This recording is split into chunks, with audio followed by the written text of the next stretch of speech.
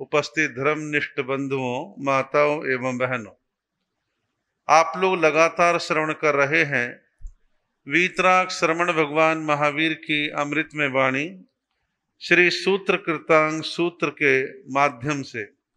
इसमें छोटे छोटे सूत्रों की चर्चा आप लोग सुन रहे हैं।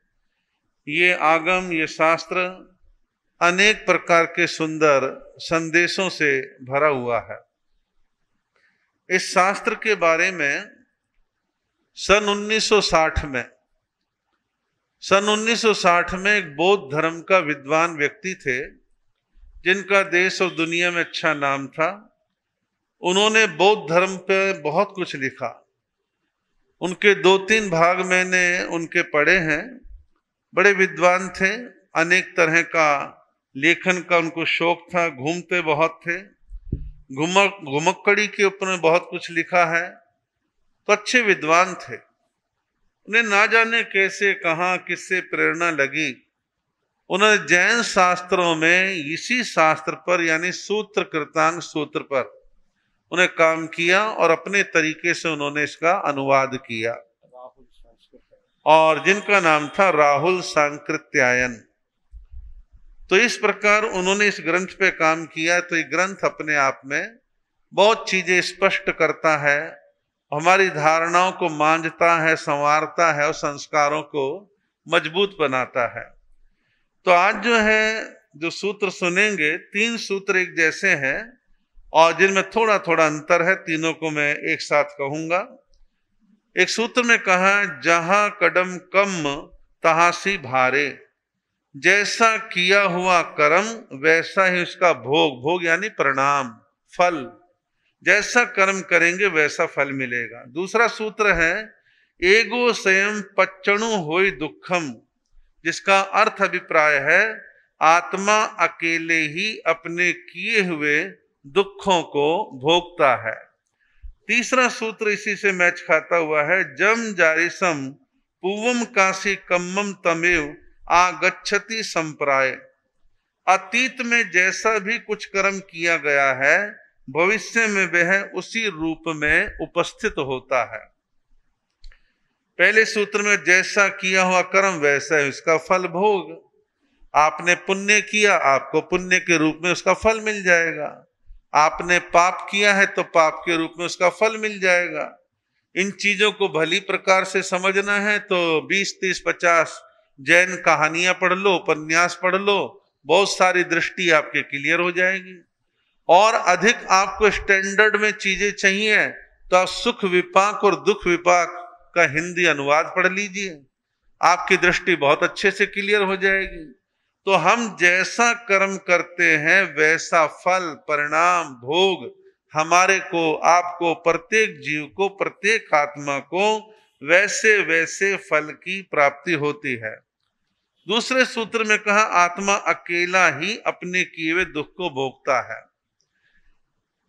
हम और आप एक बार एक बात बोल देते हैं आपस में कि भाई देखो, हम तो जन्म के साथी हैं, कर्म के साथी थोड़ी ना है।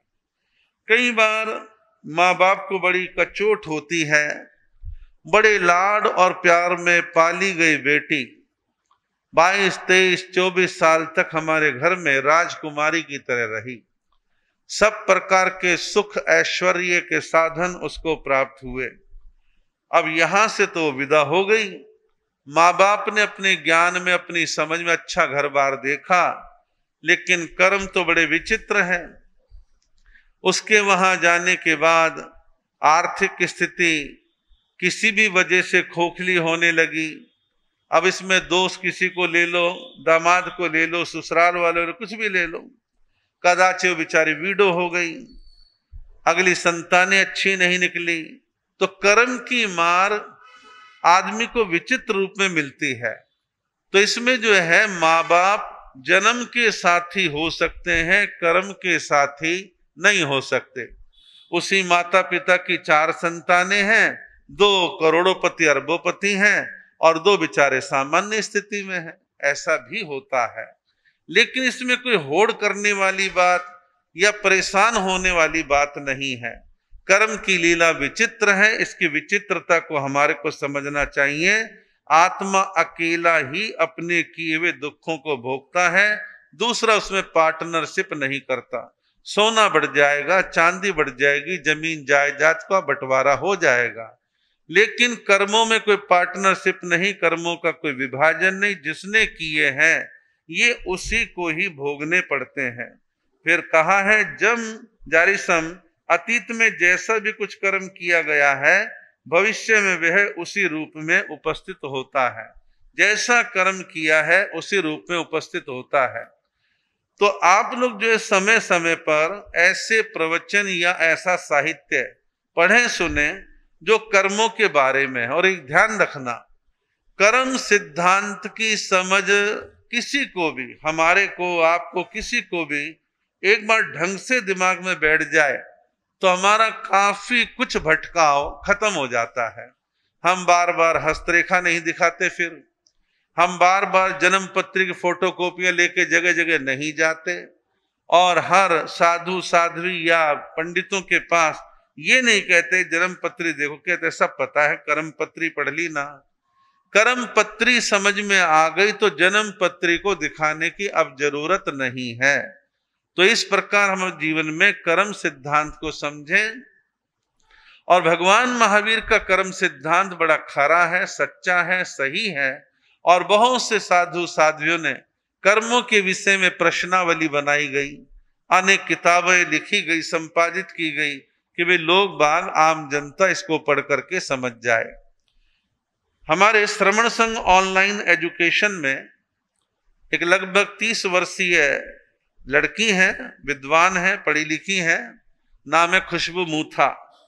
और वो साधु साध्वियों को जैन सिद्धांत आचार्य तक की परीक्षाओं की तैयारी करवा रही है। उसमें कोर्स का एक हिस्सा है कर्म ग्रंथ। तो 8 भाग है कर्म ग्रंथों के, बड़े पुराने लिखे हुए, सारे जैन आगमों के आधार पर लिखे हुए हैं। आचार्यों ने शोध के जो चीजें निकाली हैं उसको उन्होंने सीक्वेंस में सारा कर्म ग्रंथ में दे रखा है। थोड़ा सा रूखा विषय है।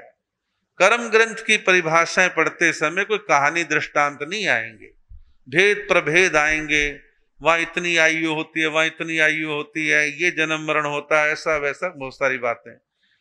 तो उसको समझाने वाला कोई चाहिए। तो वो लड़की हमारे जो पढ़ी लिखी है खुशबू मूथा, वो बारी बारी पढ़ाती हैं, फिर दोबारा से शुरू किया है।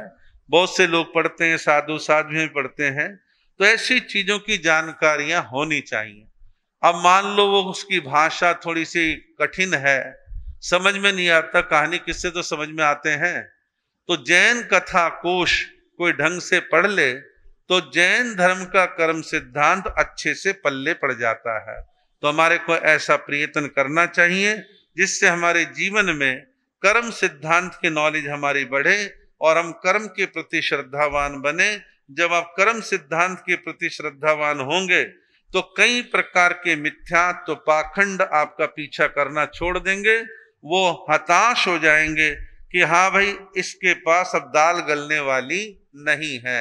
और कर्म सिद्धांत अपने आप में वैज्ञानिक है, गलत नहीं है, और ये बार बार सिद्ध होता है। दुनिया में कोई ऐसा चमत्कार नहीं है जो आपके कर्मों को सुधार देगा। आपको अपनी करनी स्वयं सुधारनी होगी। तो भगवान महावीर ने कहा है कि ये जीव आत्मा ही अपने अपने कर्मों का कर्ता और भोगता है, तो हम दूसरों पर निर्भर किस लिए बने।